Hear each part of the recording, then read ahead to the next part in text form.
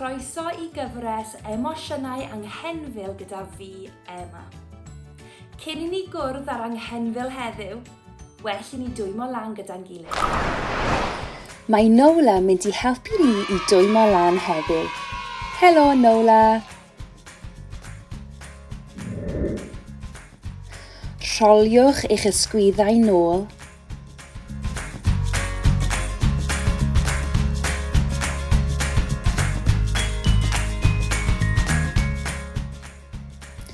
Rhowch eich dwylo ar yr ysgwyddau a rholio'r penelyn nôl.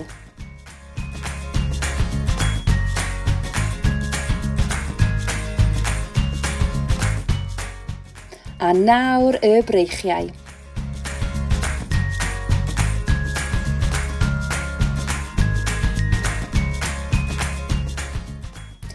Newid cyfeiriad I rolio'r breichiau ymlaen.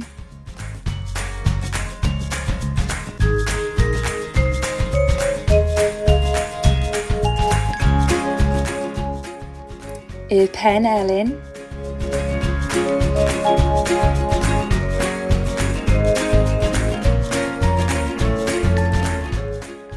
A nawr rholiwch yr ysgwyddau unwaith eto. Ac ysgwyd eich corff. Gwasgwch yr ysgwyddau I fyny a ryddhau. Gwasgu a ryddhau. Gwasgu a ryddhau. Ac ysgwyd y corff unwaith eto. Gwasgarwch eich coesau a phlygwch eich pengliniau I lawr ac I fyny. I lawr ac I fyny.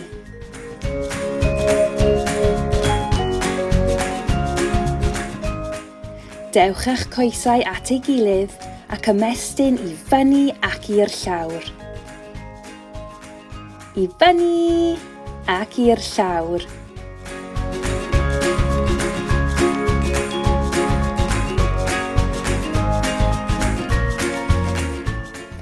Cerddwch ar yr unfan.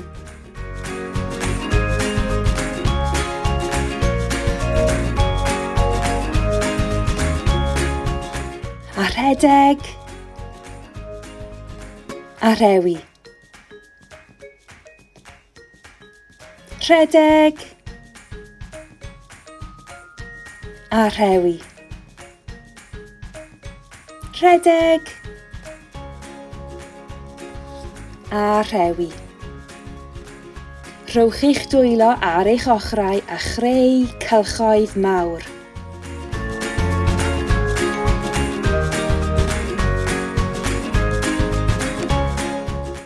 A'r ffordd arall.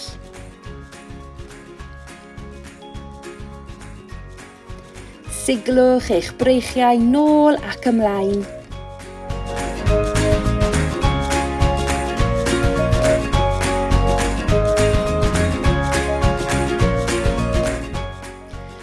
Ysgwydwch eich traed.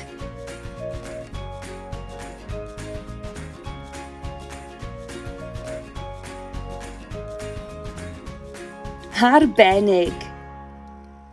Ydych chi'n dwym nawr? Pa Anghenfil ydych chi'n meddwl gwnawn ni gwrdda heddiw? Yr Anghenfil Crac. Ydych chi gallu creu wyneb crac? Sut ydych chi'n sefyll pan chi'n teimlo'n grac? Ydych chi gallu dangos I fi? Sut ydych chi'n cerdded pan chi'n teimlo'n grac? Weithiau mae'r Anghenfil Crac yn stompio'i draed ac yn creu dyrnau I ddangos pa mor grac yw e. Weithiau mae fe'n gweiddi. Ydych chi gallu cerdded o gwmpas yr ystafell fel yr Anghenfil Crac yn stompio'ch traed? Ta iawn chi. Mae'r Anghenfil Crac yn gofyn, beth sydd yn gwneud i chi i deimlo'n grac? Heddiw, rydym ni'n mynd i helpu'r Anghenfil Crac i deimlo'n dawel a llonydd. Yn gyntaf, beth am i ni chwarae gêm? Rydw i'n mynd i ddewis lliw, a dwi eisiau chi i ffeindio rhywbeth o gwmpas y tŷ sydd yr un lliw. Barod? Ffeindiwch rhywbeth lliw coch.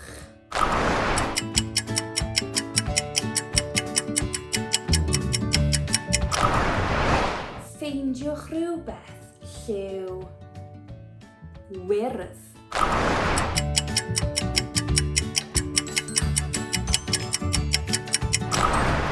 Ac yn olaf, ffeindiwch rhywbeth lliw pink.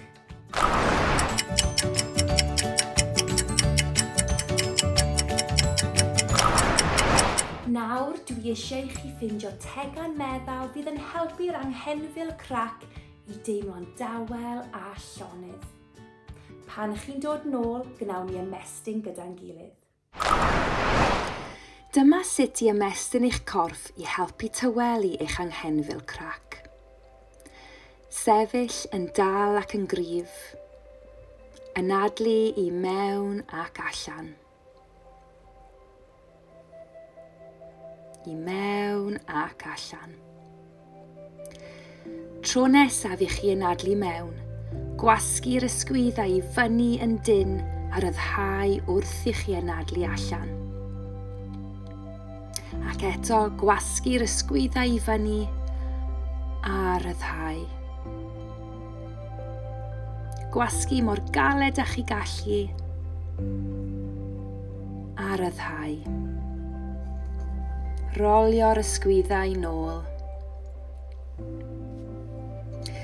Gwasgaru'r traed yn llydan.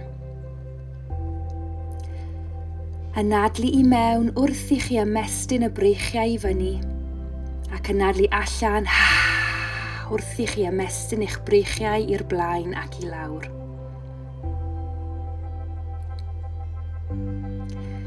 Anadlu i mewn wrth i chi ymestyn y breichiau i fyny, a wrth i chi ymestyn i'r blaen ac i lawr. Unwaith eto.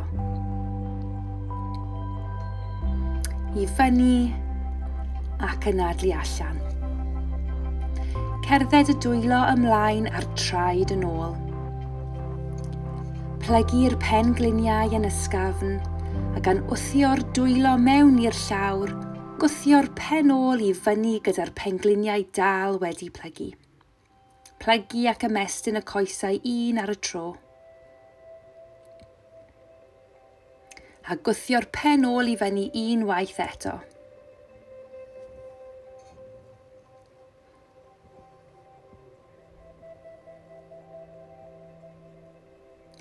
Symud pwysau'r corff ymlaen a sythu'r coesau.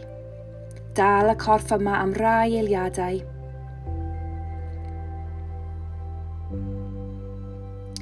Dod lawr ar eich pengliniau a gwthio'r pen ôl nôl at y traed, ac anadlu fan hyn. Gall eich breichiau fod syth allan o'ch blaen,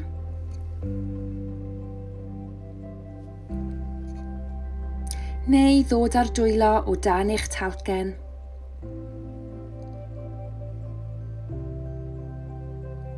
neu ei gorffwys wrth eich ochr, beth bynnag sy'n fwy cyfforddus i chi. Anadlu yma.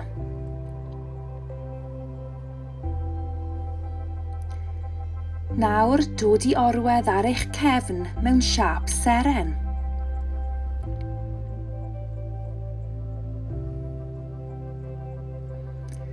Anadlu ac ymlacio fan hyn.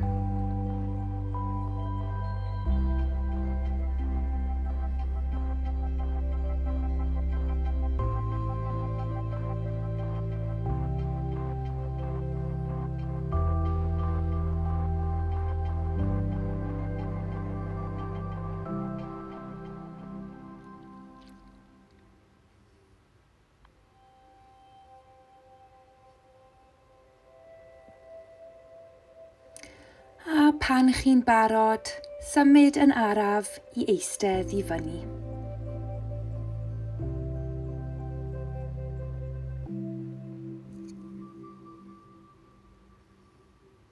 Arbennig. Nawr, rydyn ni'n mynd i ddefnyddio ein dwylo a bysedd i dyluno. Rydw i a Nola yn mynd i ddangos i chi sut mae tyluno yn gallu helpu ein Anghenfil i dywelu. Wyt ti eisiau i fi creu patrymau ar dy gefn di heddiw, Nola? Rydyn ni pob tro yn gofyn caniatâd cyn cyffwrdd corff rhywun arall. Mae Nola wedi ateb gyda, ydw, os gwelwch yn dda.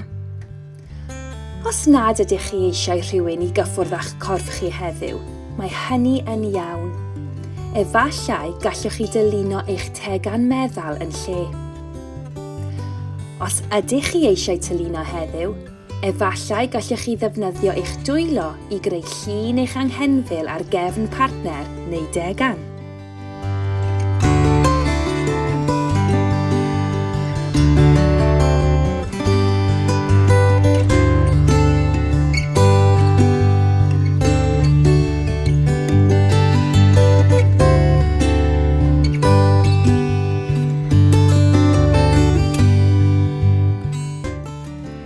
Pa siapau allwch chi greu ar eich partner?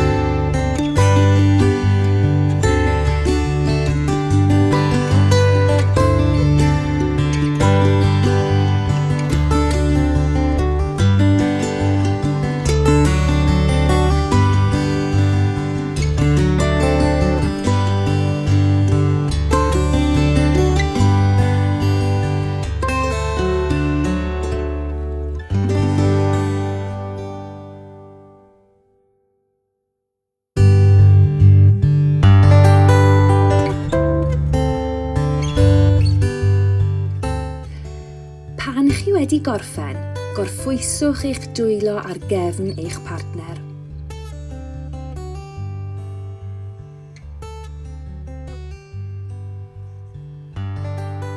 Nawr, gallwch chi newid drosodd. Cofiwch i ofyn caniatâd yn gyntaf. Wyt ti eisiau i fi creu patrymau ar dy gefn di heddiw?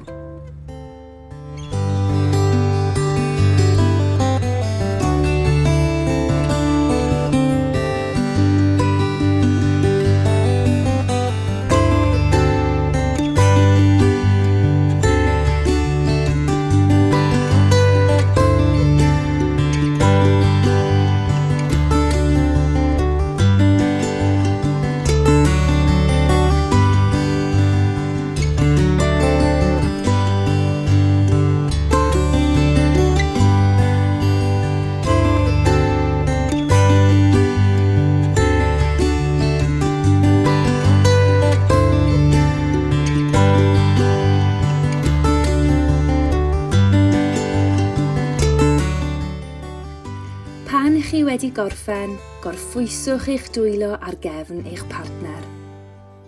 Da iawn chi. Mae arafu ein hanadl yn helpu i dywelu ein Anghenfil. Dewch i ni ymarfer gyda'n gilydd. Eisteddwch yn dal a chymerwch anadl ddofn i mewn. Mewn a mas. Dewch eich dwylo yn agos at eich ceg a dychmygwch eich bod yn ceisio oeri cwpan llawn siocled poeth neu bowlen o gawl poeth.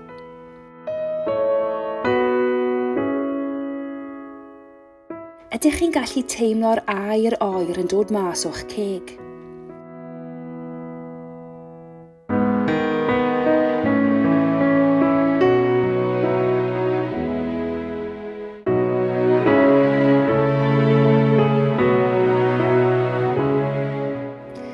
Rydych chi gallu dod a'ch dwylo lawr i'r coesau i ymlacio a pharhau i wneud yr un siâp gyda'ch ceg i greu anadl oer.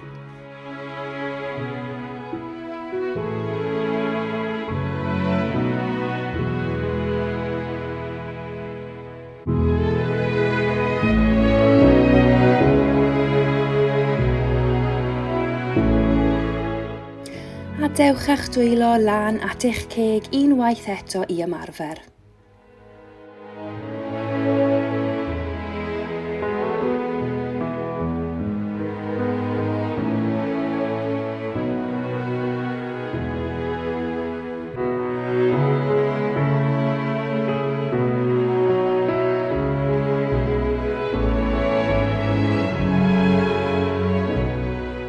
Ymlaciwch eich dwylo a chymerwch 3 anadl dwfn mewn a mas. Mewn a mas.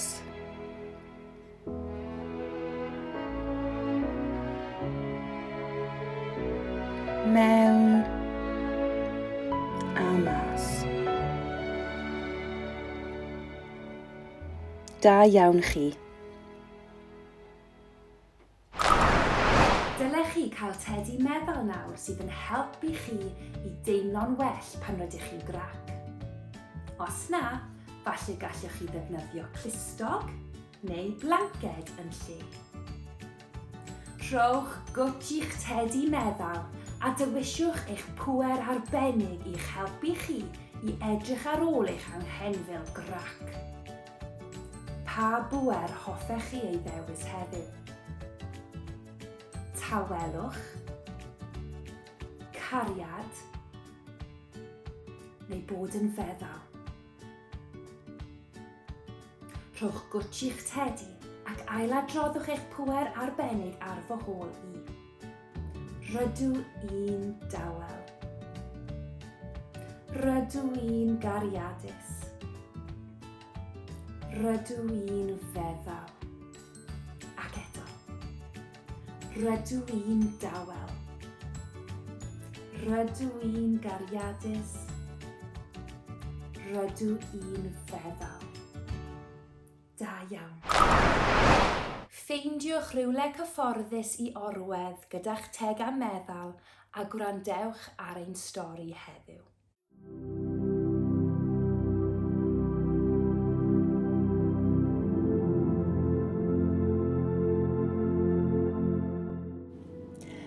Caid y lygaid, bydd yn llonydd, a dychmygu dy fod yn ddyn eira yn sefyll yng nghanol gardd disglair gwyn.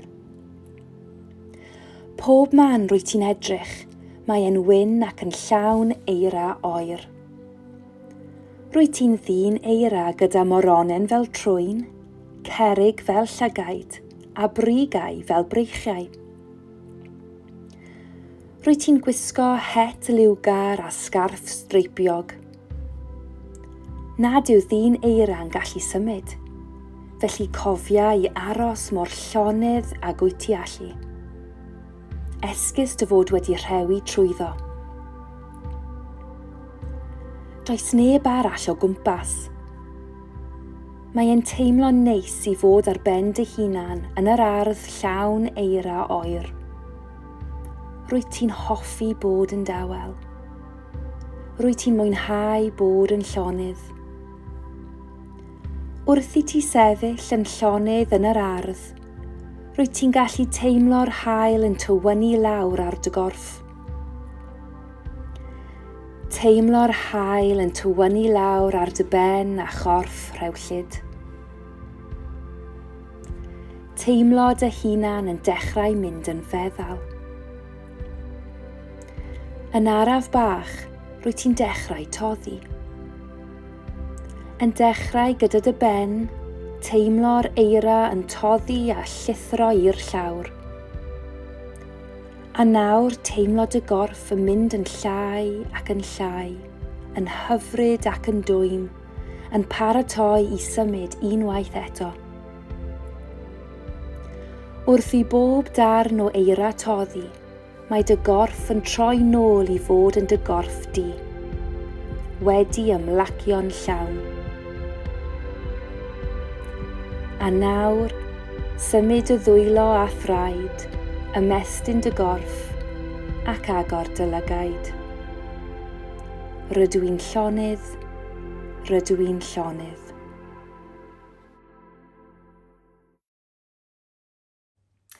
Sut ydych chi'n meddwl mae'r anghenfil yn teimlo nawr? Ydy e'n dawel? Ydy e wedi ymlacio? Sut ydych chi'n teimlo? Wna i weld chi cyn bo hir. Hwyl!